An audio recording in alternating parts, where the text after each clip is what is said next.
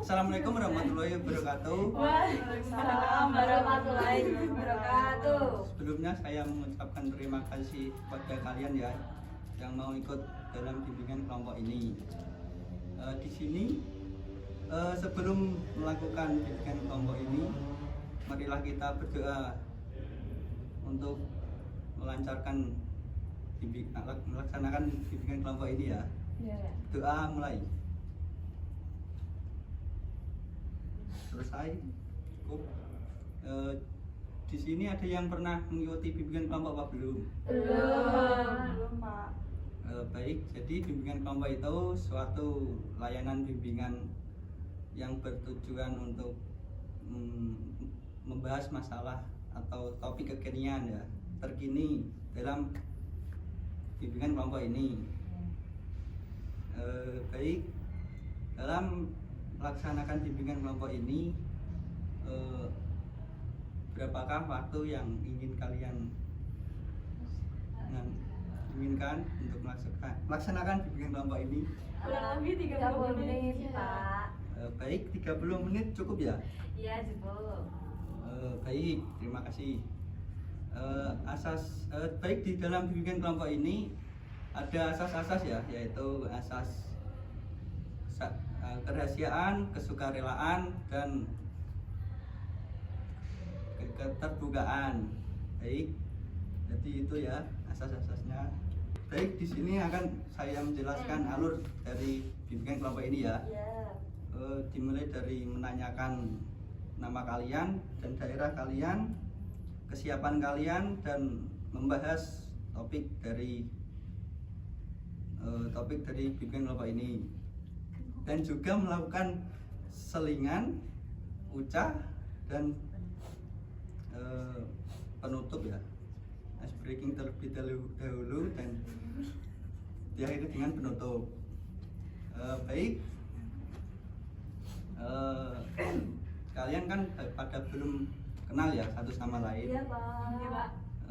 Alangkah baiknya kita berkenalan terlebih dahulu ya, dengan menyebutkan wilayah kalian dan juga makanan khas dari wilayah kalian tersebut. Baik, mulai dari ini. Perkenalkan, nama saya Salsa dari Purwodadi. Makanan khas ada garang asem. Perkenalkan, saya Dea, saya dari Semarang. Makanan khasnya itu bandeng.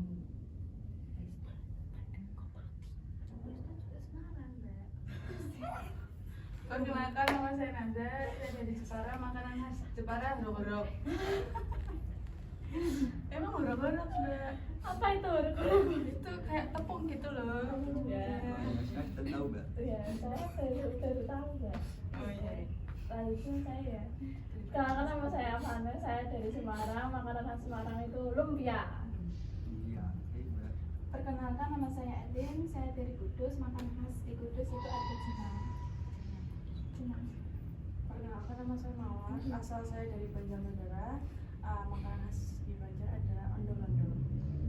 Ondel-ondel itu singkong dibuletin, tapi isinya itu dikasih gula Jawa, terus digoreng. Oh, gitu. Besok bawain ya.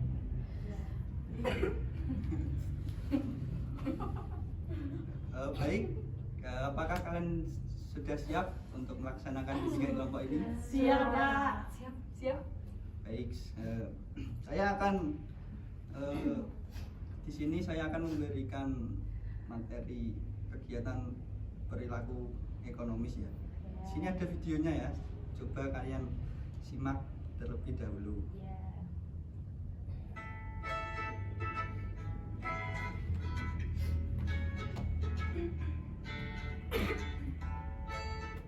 Saat kamu bangun tidur, terus kamu merasa lapar. Ibumu belum masak untuk sarapan. Terpaksa deh, kamu membeli makanan di warung depan rumahmu. Nah, terus kamu membayarnya memakai uang jajan kamu. Dari kegiatanmu ini, kamu sudah terlibat sebagai pelaku ekonomi. Di mana ketika kamu membeli makanan, kamu termasuk dalam perilaku konsumsi loh. Seperti yang kamu ketahui, konsumsi itu kegiatan menggunakan barang dan jasa untuk memenuhi kebutuhan hidup. Ketika kamu diberi uang 10.000 untuk jajan, kamu membeli es jeruk dan gorengan. Tapi, waktu uang sakumu bertambah menjadi 20.000, kamu akan membeli es jeruk, gorengan, ditambah roti. Ini dinamakan faktor internal pendapatan. Di mana semakin tinggi pendapatan seseorang, maka semakin tinggi pula tingkat konsumsinya. Kalau kamu sedang bercermin dan melihat rambutmu yang sudah panjang, kamu termotivasi untuk merapikan rambutmu, yang akhirnya kamu pergi ke salon terdekat untuk memotong rambut. Itu sih dinamakan faktor internal motivasi, di mana motivasi yang ada di dalam diri sendiri yang mendorong melakukan suatu kegiatan. Saat kamu melihat iklan baju di televisi, kamu sangat tertarik pada baju itu. Esoknya pun kamu langsung pergi ke toko tersebut untuk membelinya. Di sini, sikap kamu yang antusias terhadap suatu produk berpengaruh loh dalam meningkatnya tingkat konsumsi.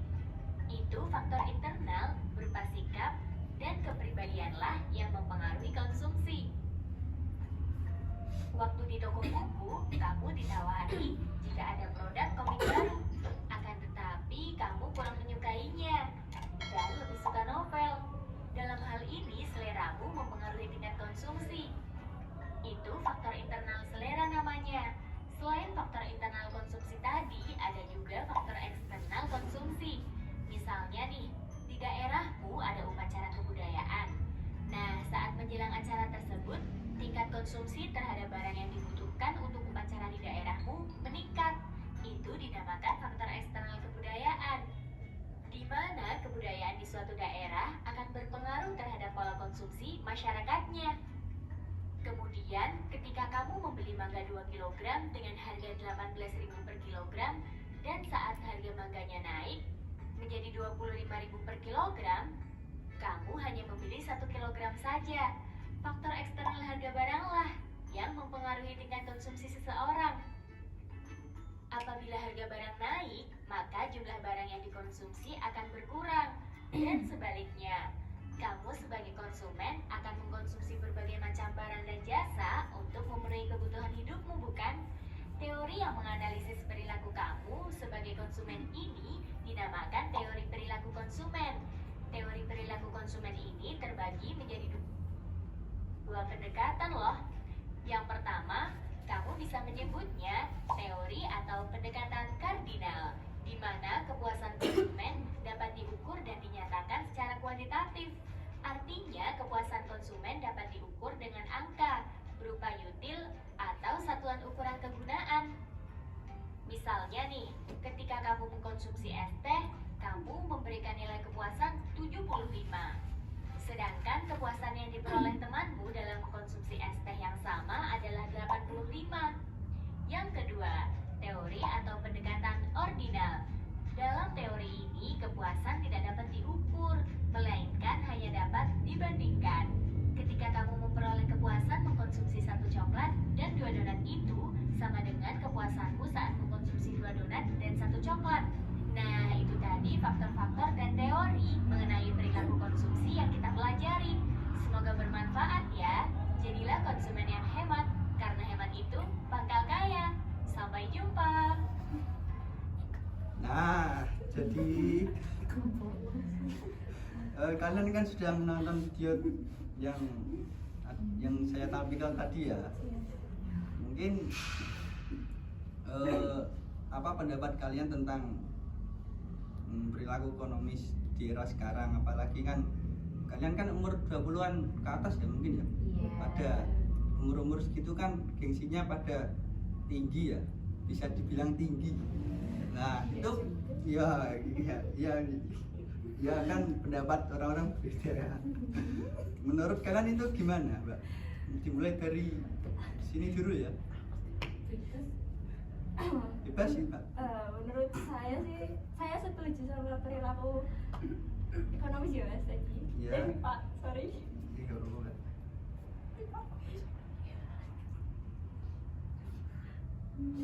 Ya karena apa ya, dengan perilaku ekonomis itu kita bisa memanage keuangan gitu loh. Jadi kita lebih tahu nantinya uang itu harus digunakan buat apa. Jadi kita tahu prioritas kebutuhan kita.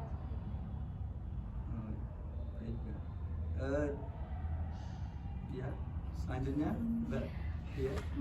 Kalau saya pribadi kurang setuju ya Pak, karena saya kan masih suka boros ya. Di usia saya masih jajan, jadi nggak belum bisa menerapkan perilaku ekonomi ini. Ya, kalau saya sama seperti Mbak Dea, kurang setuju. Terus namanya hidup kan juga banyak kebutuhan. Apalagi kita masih remaja ya, terus masih banyak apa kayak pengenan gitu loh. Hidup cuma sekali mas. Oh iya Pak. Selanjutnya. Kalau saya juga setuju sama Mbak Dia dan Mbak Naja. Dilihat dari kebutuhan sekarang ya, kalau misalnya seandainya kita punya terus kita pengen ya kenapa nggak beli aja gitu loh. Terusnya kan mungkin ada yang udah kerja ya, terus kayak capek-capek kerja tapi dapat uang tapi endingnya ngirit-ngirit terus akhirnya malah sakit, terus uang gajiannya dibuat malah dibuat untuk bayar pengobatan, kan rugi gitu loh. Jadi kalau menurut pendapat saya ya nikmatin aja dulu gitu. Apresiasi diri. Enggak Self buatnya benar. Selanjutnya Mbak Dewi. Menurut saya sependapat dengan Mbak Dia, Mbak Naza dan Mbak Vanessa. Karena saya juga termasuk orang yang boros ya. Karena pada saat ini juga kebutuhan itu juga harganya juga sudah meningkat. Jadi pengeluaran juga banyak dikeluarkan dan hemat. Karena saya boros tadinya Mbak. Makanya saya dan keinginan saya juga banyak begitu. Selanjutnya Mbak Pia. Kalau saya setuju sama video dan setuju sama Mbak Sarah ya, karena kan kita nggak tahu ya kedepannya ada apa. Mungkin kayak yang Mbak Vanes bilang reward sesekali boleh, cuman kan misal Mbak Vanes reward ini beli seblak misal kenyang kan, tapi dengan kalian reward beli makanan di warteg, kalian pengen karena tujuan pengen kenyang doang, itu kan sudah cukup memenuhi kan bisa buat kebutuhan lain. Siapa tahu kepengenan kalian yang emang bener-bener kalian pengen banget bisa terwujud dengan kalian menerapkan perilaku ekonomis ini gitu sih. Baik Mbak, terima kasih ya atas mungkin pendapat kalian. Jadi mungkin itu kayak self reward itu boleh-boleh saja ya Mbak ya, tapi ya tergantung uangnya juga. Ya semisal kita punya uang 100.000, kita mau beli barang yang mahal harganya 100.000 lah. Nah kita kan jadi gak makan kan, nanti sakit ya itu ya. Baik, kayaknya di sini kok kayaknya ada yang ngantuk gitu. Iya Pak. Ngantuk Pak. Baik, gimana kalau kita ice breaking terlebih dahulu? Baik, di sini saya akan membawa korek ya. Ini tak pikirin dulu ya. Nah, situ kan ada korek. Breakingnya itu gini.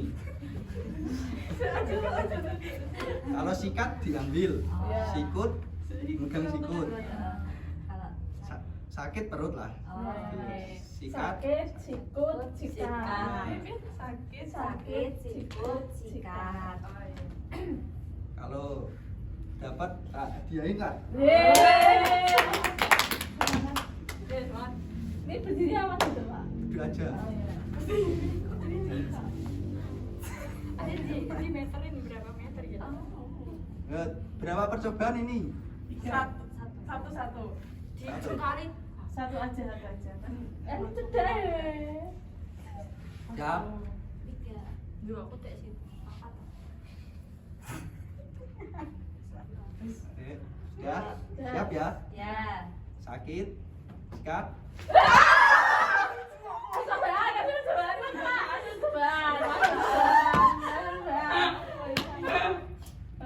Ini terakhir ya. Ya. Fokus. Ya. Sakit, sikut, sakit, sikat.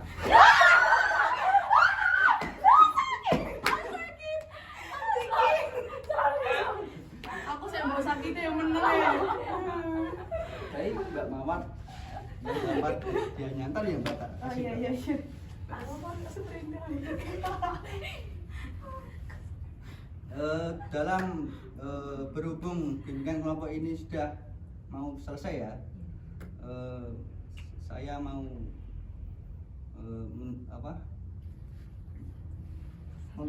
mau mendengarkan kesan-kesan yang Seru Pak.